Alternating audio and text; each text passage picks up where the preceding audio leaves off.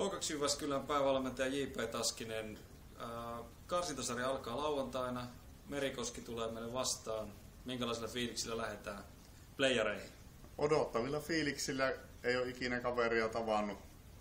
Sen verran tietää, että muutama Ossi kaveri pelaamassa siellä. Ja mikä ettei. Hieno paikka päässä meidän kavereiden näyttää mitä osataan Pohjois-Suomen poikia vastaan. Että tästä alkaa mielenkiintoinen sarja siihen, mihin ollaan pyritty kauden aikana ja mihin ollaan nyt päästy. Ja enää on kruunu siinä auttamassa sitten. Milläs fiiliksillä joukkueessa on kuitenkin sekä kokemusta että nuoruutta. Osalle näitä on koettu näitä pelejä ja osalla on elämänsä ensimmäiset lainausmerkeissä playerit edessä. Millä mielellä joukkue on lähdössä taistoon? No loppukaudesta se, että mitä pelit oli, niin siinä oli vähän jo karsinta fiilis päällänsä, mutta muuten joukkueen fiilis on hyvä. On päästy hyvin reenaamaan tässä, vaikka yömyöhän reenataankin, mutta tässä nyt kuitenkin aistinut porukasta semmoista tervehenkistä kilpailua edelleen ja plus se, että näyttöhaluja on niin vanhoilla kuin uusilla kavereilla tähän karsintaan, että vanhoilla se, että vielä pystyy nousemaan ja uusilla se, että me halutaan nousta. Niin tässä on hyvä soppa syntymässä ja toivottavasti kantaa hedelmää myös kentällä.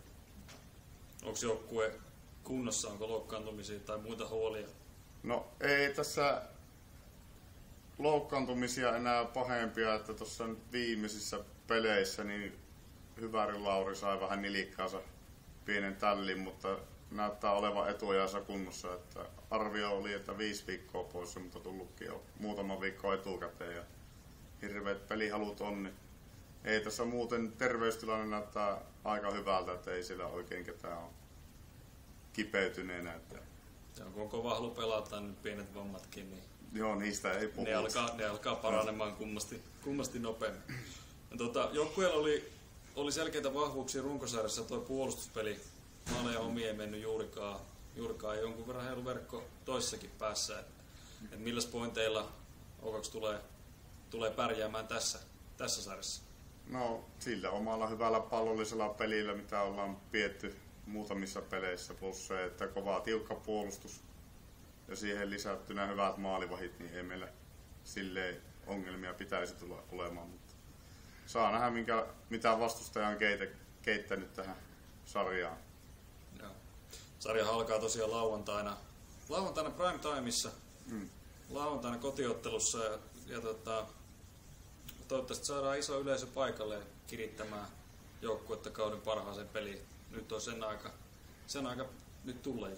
Totta kai, että mitä enemmän yleisöä, sen parempi, että siellä on paljon parempi tunnelma pelata ja jatkille paljon parempi fiilis mennä ja painaa ja näyttää mitä osaa kuin se, että tyhjille katsomoille mitä muutama peli pelattiin, että ei ollut kuin 30 suunnilleen.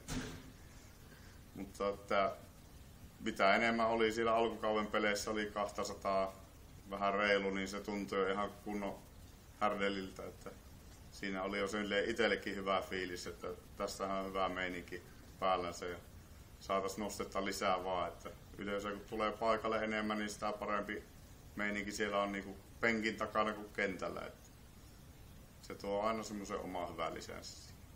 Hieno homma. Ei muuta kuin tsemppiä karsintasarjaa, palataan aiheeseen sitten, kun kevät tästä edistyy. Jep, kiitos.